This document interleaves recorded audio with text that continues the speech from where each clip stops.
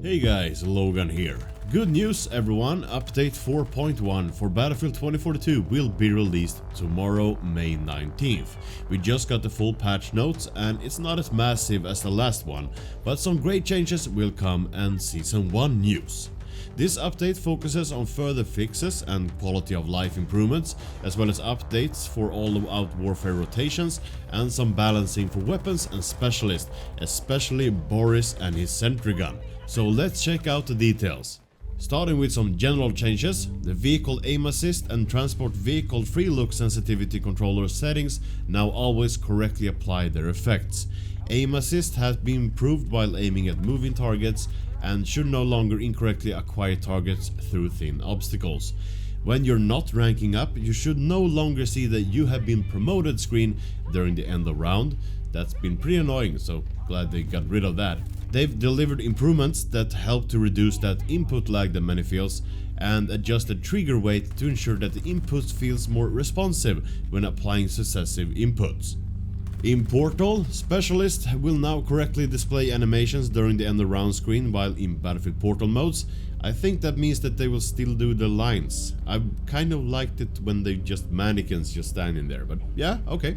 Made the following changes to hardcore templates within the Battlefield Builder to align them with our feature experiences offerings.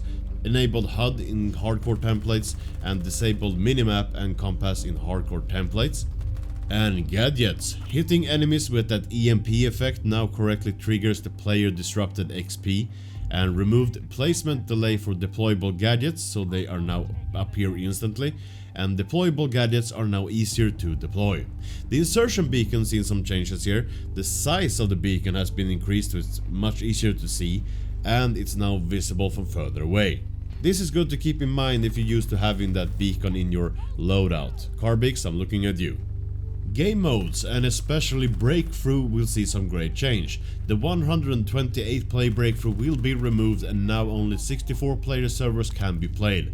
But maps will be different, like this. Breakthrough 64 for PC, PlayStation 5 and Xbox Series X and S now has set map sizes for specific maps. Discarded Manifest Orbital Kaleidoscope will be played on the 128 player versions of the map, and Hourglass Breakthrough and Renewal will be played on the 64 player version. But you will only have 64 players on each map, but different versions of the maps depending on what map you're playing, if you know what I mean.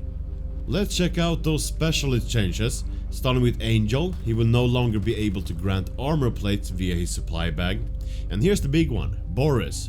Spotting via the sentry gun now highlights spotted players via red dot, and spotted enemies are now also visible for friendlies. The sentry gun will no longer track players behind walls, and overall damage and health for the sentry gun has been lowered. And it's a lot. The RPM reduced from 450 to 250, starting damage 16 to 10, end damage 10 to 7, fall off damage range is 50 to 40, and the projectile speed is from 960 to 500, so that's almost half of it. Health is lowered from 200 to 150, lock on time increased by 0.3 seconds, target forget time 2 to 1.5 seconds, and target lock on range 65 down to 50, and reload speed 5.2 to 4.2. And we got Dozer and Irish seeing one change each. Dozer's shield, you can use it inside the smoke and should now always do damage. And Irish fortification system recharge rate reduced from 25 to 20 seconds. Update 4.1 will also bring some balancing for the weapons. For the AC-42, they increased the distance damage drop-off at higher ranges, and AK-24 is seeing a removal of that semi-auto fire mode, and they increased the burst mode rate of fire to 900 RPM. The NTV-50, you know, the big sniper rifle, is seeing improved effectiveness against vehicles, and they added an additional damage multiplier against tank tracks. PKP is seeing increased vertical recoil and added a new horizontal recoil profile. They've improved SFAR damage at short to medium range. Taking down an enemy now requires 5 instead of 4 bullets while at 20 meters, and they decreased the SFAR's distance damage drop-off. They've reduced the SVK's horizontal recoil to make it easier to land follow-up shots, and increased the SVK distance damage drop-off past 40 meters, and high power rounds damage lowered past 150. Taking down an enemy now requires 3 instead of 2 bullets.